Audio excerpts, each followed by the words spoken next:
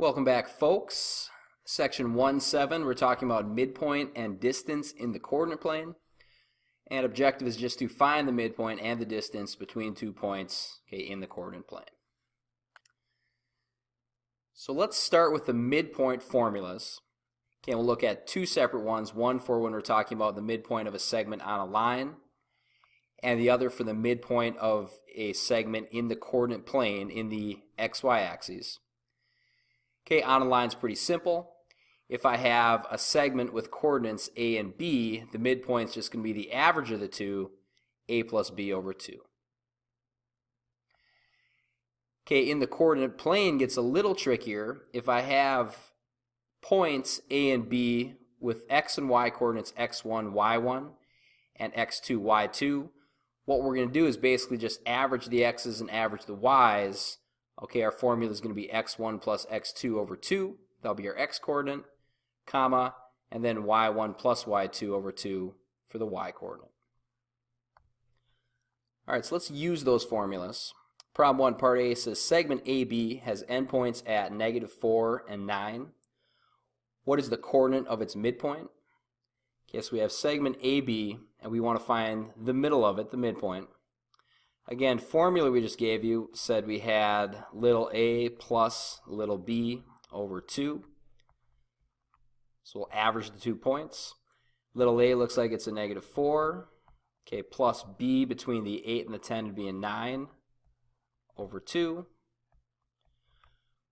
which we could say is a 5 over 2, or we could reduce that down to a 2.5. So 2.5 would be the coordinate directly between -4 and 9. And if we plot that, between the 2 and the 4 would be the 3. So the quarter part there would be the 2.5. It looks like that midpoint's right in the middle. Alright, why don't you take a second, pause the video, figure out part B, and then hit play to check your answer.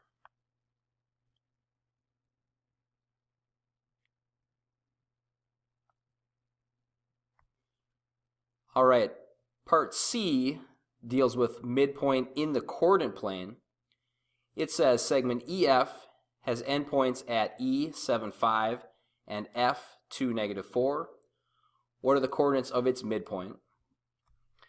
Remember that formula was M is equal to the average of the x's, x1 plus x2 over 2, comma, average of the y's, y1 plus y2 over 2. And plugging these in, it doesn't matter which point we think of as our first point, which one we think of as our second. Order doesn't matter for the midpoint. So I could say that my x1 is 7 and my x2 is 2. So that'd be 7 plus 2 over 2. And then for y's, we'll stay in the same order. y1 we could say is 5. y2 is -4, so we'd say 5 minus 4 over 2. And then when I reduce these down, I'll get my x and y components of that coordinate. 7 plus 2 over 2 is going to be just 9/2, we could say. And 5 minus 4 over 2 would be a 1/2. We could also write this as a 4.5, comma 0.5. And again, when I plot that, when I go over 1, 2, 3, 4 and a half, up a half, we land right smack dab into the middle of that segment. There's our midpoint. Again, part D is the same idea. Why don't you pause the video, work that one out, and then hit play to check your answer.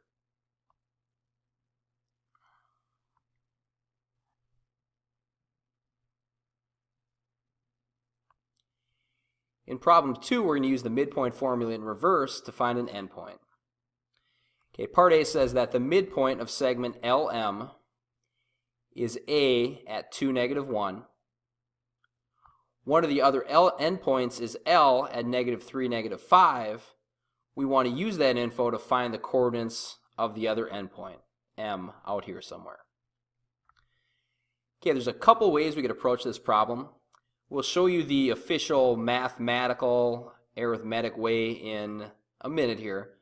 But I want to show a few other ways you can think about it using kind of geometry sense or number sense. First off, if I figure out what the pattern is to get from the end point to the midpoint, as in here it looks like up 1, 2, 3, 4, and right 1, 2, 3, 4, 5. And I follow that same pattern again, it should take me to the other end point. So if I go up 1, 2, 3, 4 again, and over 1, 2, 3, 4, 5, we end up with a point out here at 7, 3. Okay, so we should have that end point then. Okay, I can take the same approach without the picture. If I figure that to get from -3 to 2, I'd have to add 5. And if I add 5 to the 2, I'd get a 7, which is the same 7 we have here. And same idea, to go from -5 to -1, I have to add 4. So if I add 4 again to the -1, we end up with that same 3 for a y-coordinate. Okay, so two ways to think about it. Here's the official kind of math book way, though. You can decide which way you want to use come test time, quiz time. Midpoint formula we said was x1 plus x2 over 2, comma y1 plus y2 over 2.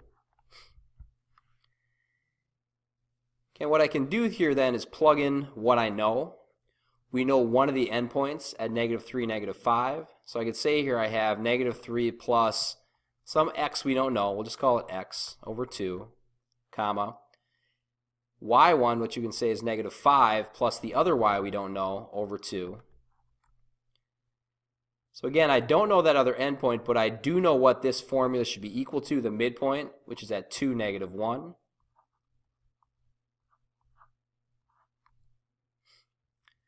So at this point, what I need to do is figure out what x and y to plug in here that would give me the 2 and the -1.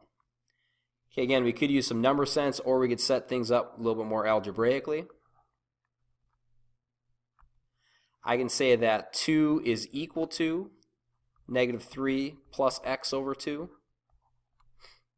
Okay, because this is the part of the formula that gives me that 2. We're able to do that. Okay, to solve this equation, first thing I'm going to want to do is multiply both sides of it by 2. Okay, to cancel the 2 as a fraction out on the right. That's going to leave me with a 4 is equal to -3 plus x. And then when I add 3 to both sides, I get x equals 7. Okay, the same 7 we found here with our other methods. All right, I can do the same thing with the y-coordinate and the part of the y formula. I can say that -1 is equal to the -5 plus y over 2.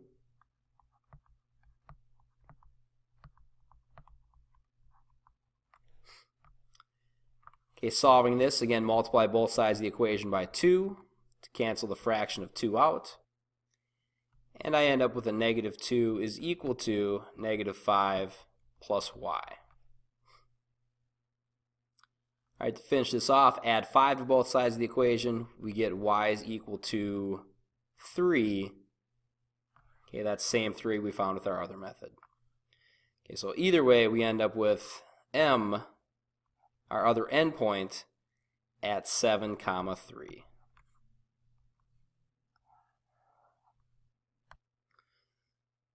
Part B is the same idea. Again, why don't you take a second, pause the video, try to work through that one, and then hit play again to check your answer.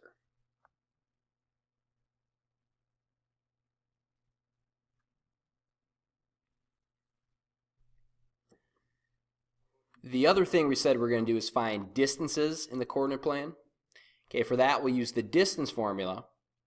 So same deal, if I have 2 points, x1, y1, and x2, y2, we can find the distance between those 2 points. For that we'll use the distance formula, this big ugly miss here. Later in the semester we'll show you how this is just the Pythagorean theorem, but for now we'll just kind of use it, show you how to use it, and kind of show you where it comes from later. Alright, so problem 3, finding distance. Part A says, what is the distance between u at -7, 5 and v at 4, -3? We'll round that to the nearest tenth.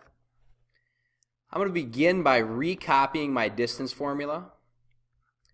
Okay, Okay, anytime you have a new formula that you're using for the first time especially, I'd recommend recopy that down before you go and try to fill it in. Okay, so filling this guy in then, we have the square root, it starts off with x minus x. Okay, remember the order doesn't matter. We can say x at -7 minus x at 4. And then I'll square that. Okay, plus in the same order then, y minus y. So here I have to go 5 minus -3, so 5 plus 3.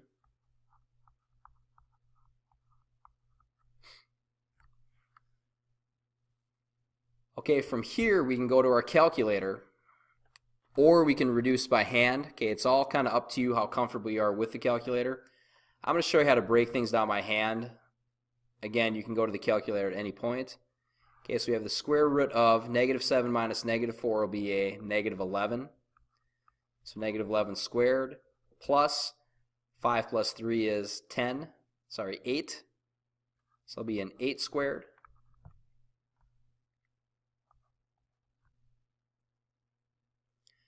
Alright, so we're going to have a square root of 11 squared is 121.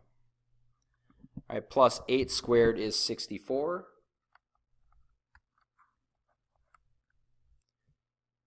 Which turns into a square root of 185. At this point, I'd say for sure go to the calculator.